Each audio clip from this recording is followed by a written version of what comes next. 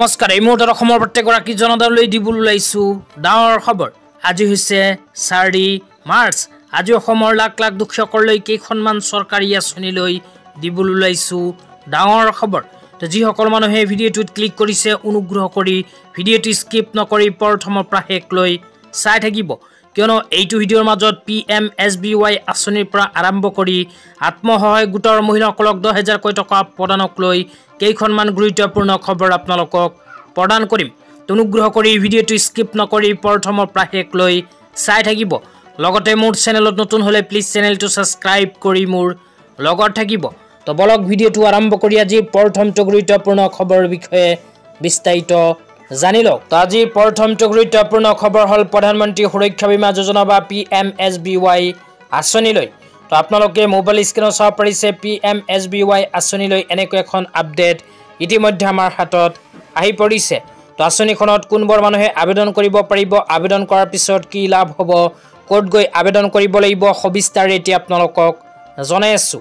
অনুগ্ৰহ কৰি চাই থাকিব।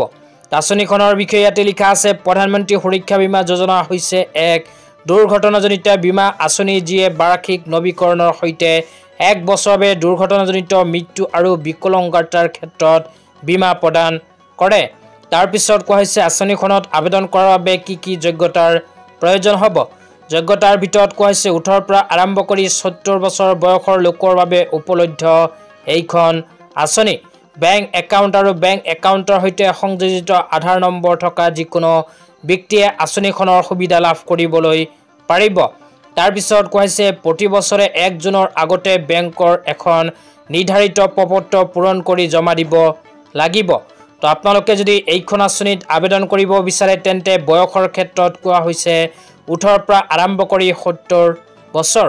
18 পৰা আৰম্ভ কৰি 70 বছৰ বয়সৰ সকলো মানুহে এইখন আঁচনিত কৰিব পাৰিব আবেদন, কিন্তু থাকিব লাগিব আপোনালোকৰ এখন বেংক একাউণ্ট।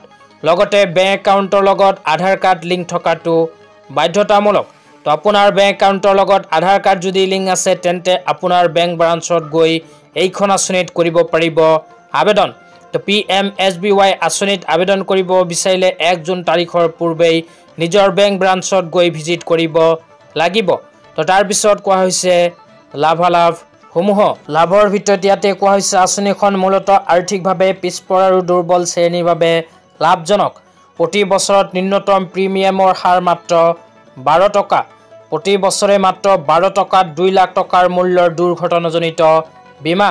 দুৰ্ঘটনাজনিত মৃত্যু আৰু সম্পূৰ্ণ বিকলাংগতাৰ ক্ষেত্ৰত আঁচনিখনে 2 লাখ টকাৰ বীমা আৰু আংশিক বিকলাংগতাৰ বাবে 1 লাখ টকাৰ বীমাৰ সুবিধা প্ৰদান কৰে। তো ইয়াতে কোৱা অনুযায়ী আপোনালোকে যদি PMSBY আঁচনিত আবেদন কৰে তেন্তে আঁচনিখনত আবেদন কৰাৰ পিছত কোনো দুৰ্ঘটনাজনিত কাৰণত যদি আপোনাৰ মৃত্যু হয় তেন্তে এইখন আঁচনিৰ জৰিয়তে আপোনাৰ পৰিয়ালে 2 লাখ টকাৰ আৰ্থিক সাহায্য লাভ কৰিব। লগতে কোনো এক্সিডেণ্টেল কাৰণত যদি শৰীৰৰ কোনো অংগৰ ক্ষয়ক্ষতি হয় তেন্তে আপুনি এইখন আঁচনিৰ জৰিয়তে 1 লাখ টকা লাভ কৰিব। কিন্তু এইখন আঁচনিত আবেদন কৰাৰ পিছত মাত্ৰ 12 টকা বছৰি জমা থ'ব লাগিব। তো মাত্ৰ 12 টকা বছৰি জমা থৈ এইখন আঁচনিৰ জৰিয়তে লাভ কৰিব দুৰ্ঘটনাজনিত বীমা। তো তাৰপিছত আৰু কি লিখা আছে পঢ়ি শুনাই দিছোঁ। তাৰপিছত লিখা আছে পঞ্জীয়ন। এটা অনুমোদিত বেংক বা বীমা প্ৰতিষ্ঠানৰ সৈতে যোগাযোগ কৰি এই আঁচনিৰ বাবে পঞ্জীয়ন কৰক। প্ৰধানমন্ত্ৰী সুৰক্ষা বীমা যোজনাৰ প্ৰপত্ৰ চৰকাৰী জনসুৰক্ষাৰ ৱেবছাইটৰ পৰাও ডাউনলোড কৰিব পাৰিব। একাধিক ভাষাত এই প্ৰপত্ৰ উপলব্ধ। তো আপোনালোকে যদি PMSBY আঁচনিত আবেদন কৰিব বিচাৰে তেন্তে আপোনালোকে নিজৰ অঞ্চলৰ বেংক ব্ৰাঞ্চত গৈ যোগাযোগ কৰিব লাগিব। তো আপোনালোকে নিজৰ অঞ্চলৰ বেংক ব্ৰাঞ্চত গৈও এইখন আঁচনিত কৰিব পাৰিব আবেদন।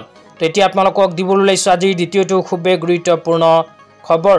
তো আজিৰ দ্বিতীয়টো গুৰুত্বপূৰ্ণ খবৰ হ'ল SHG গোটৰ মহিলাসকলৰ বাবে। তো আপোনালোকে মোবাইল স্ক্ৰীনত চাব পাৰিছে টাইম 8ৰ ফালৰ পৰা SHG গোটৰ মহিলাসকলৰ বাবে এনেকৈ এখন আপডেট প্ৰদান কৰিছে। তো ইয়াতে কি লিখা আছে পঢ়ি বিতংভাৱে আপোনালোকক বুজাই আছোঁ। তো অনুগ্ৰহ কৰি চাই থাকিব।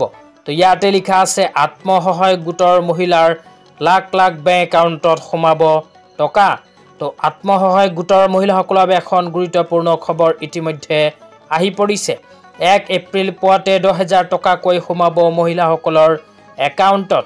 লাখ লাখ আত্মসহায়ক গোটৰ মহিলাই পাব প্ৰথম কিস্তিৰ 10,000 টকা। মাননীয় মুখ্যমন্ত্ৰী ডাঙৰীয়াৰ বৃহৎ ঘোষণা। তো ইয়াতে কোৱা অনুযায়ী মাননীয় মুখ্যমন্ত্ৰী ডাঙৰীয়াই শেহতীয়াভাৱে ঘোষণা কৰা অনুযায়ী যিসকল আত্মসহায়ক গোটৰ মহিলাই 10,000কৈ টকা পোৱাৰ বাবে মুখ্যমন্ত্ৰী মহিলা উদ্যমিতা অভিযান আঁচনিৰ ফৰ্ম ফিল-আপ কৰি জমা দিছিল, সেইসকল আত্মসহায়ক গোটৰ মহিলাৰ বেংক একাউণ্টত অহা 1 এপ্ৰিল তাৰিখে প্ৰদান কৰিব প্ৰথম কিস্তিৰ 10,000কৈ টকা। তো আপোনালোকে যদি মুখ্যমন্ত্ৰী মহিলা উদ্যমিতা অভিযান আঁচনিৰ ফৰ্ম ফিল-আপ কৰি জমা দিছিল, তেন্তে আপোনাৰ বেংক একাউণ্টত অহা 1 এপ্ৰিল তাৰিখে নিঃসন্দেহে 10,000কৈ টকা সোমাই যাব। কিন্তু 10,000কৈ টকা পোৱাৰ এলিজিবিলিটি ক্ৰাইটেৰিয়াৰ ভিতৰত পৰিব লাগিব।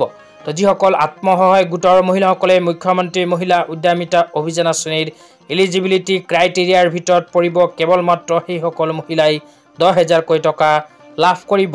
বাকী মহিলাবোৰে 10,000কৈ টকা নাপায়। তেতিয়া আপোনালোকক দিবলৈ ওলাইছোঁ আজি তৃতীয়টো খুবেই গুৰুত্বপূৰ্ণ খবৰ। তো আজি তৃতীয়টো গুৰুত্বপূৰ্ণ খবৰ হ'ল আত্মনিৰ্ভৰ অসম অভিযান 2.0 আঁচনিলৈ। তো আপোনালোকে মোবাইল স্ক্ৰীনত চাব পাৰিছে, অসম চৰকাৰে এনেকৈ এখন আপডেট নতুনকৈ প্ৰদান কৰিছে। তো ইয়াতে কি লিখা আছে বিতংভাৱে পঢ়ি আপোনালোকক বুজাই দিছোঁ। অনুগ্ৰহ কৰি ভিডিঅ'টো স্কিপ নকৰি চাই থাকিব। তো ইয়াতে লিখা আছে মুখ্যমন্ত্ৰী আত্মনিৰ্ভৰ অসম অভিযান 2.0 আঁচনি। তো যিসকল যুৱক যুৱতীয়ে মুখ্যমন্ত্ৰী আত্মনিৰ্ভৰ অসম অভিযান আঁচনিত আবেদন কৰিব পৰা নাছিল, সেইসকল যুৱক যুৱতীৰ বাবে অসম চৰকাৰে আকৌ নতুনকৈ আৰম্ভ কৰিছে মুখ্যমন্ত্ৰী আত্মনিৰ্ভৰ অসম অভিযান 2.0 আঁচনি। এইখন আঁচনিত যিসকল যুৱক যুৱতীয়ে আবেদন কৰিব, সেইসকল যুৱক যুৱতীক অসম চৰকাৰে 2 লাখ টকাৰ পৰা আৰম্ভ কৰি 5 লাখকৈ টকাৰ আৰ্থিক সাহায্য প্ৰদান কৰিব। লগতে যিসকল যুৱক যুৱতীয়ে আগতীয়াকৈ মুখ্যমন্ত্ৰী আত্মনিৰ্ভৰ অসম অভিযান আঁচনিত আবেদন কৰিছিল, সেইসকল যুৱক যুৱতীক ইতিমধ্যে প্ৰথম কিস্তি হিচাপে 75,000কৈ টকা বেংক একাউণ্টত সোমাই দিছে। তো আপোনালোকে যদি আগতে এইখন আঁচনিত আবেদন কৰা নাছিল, তেন্তে এতিয়া কেনেকৈ আবেদন কৰিব আপোনালোকক বিতংভাৱে জনাই আছোঁ। অনুগ্ৰহ কৰি ভিডিঅ'টো স্কিপ নকৰি প্ৰথমৰ পৰা শেষলৈ চাই থাকিব। তো ইয়াতে লিখা আছে আবেদন মুকলি 1 ফেব্ৰুৱাৰী 2025। তো যোৱা 1 ফেব্ৰুৱাৰী তাৰিখৰ পৰা অসম চৰকাৰে আৰম্ভ কৰিছে মুখ্যমন্ত্ৰী আত্মনিৰ্ভৰ অসম অভিযান 2.0 আঁচনিৰ আবেদন। তাৰপিছত কোৱা হৈছে লগ ইন কৰক cmaa.assam.gov.in।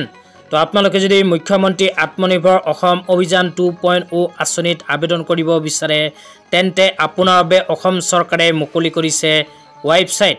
তো এইখন ৱেবছাইটৰ জৰিয়তে কৰিব পাৰিব এইখন আঁচনিত আবেদন। তো ৱেবছাইটটো আপোনালোকক আকৌ জনাই দিছোঁ। ৱেবছাইটটো হ'ল cmaa.assam.gov.in। তো ৱেবছাইটটো লিখি ৰাখক আৰু এইখন ৱেবছাইটৰ জৰিয়তে কৰক আবেদন। তো আজি ইমানেই। ভিডিঅ'টো চাই কেনে পালে নিশ্চয় কমেণ্ট বক্সত কমেণ্ট কৰি জনাই দিব।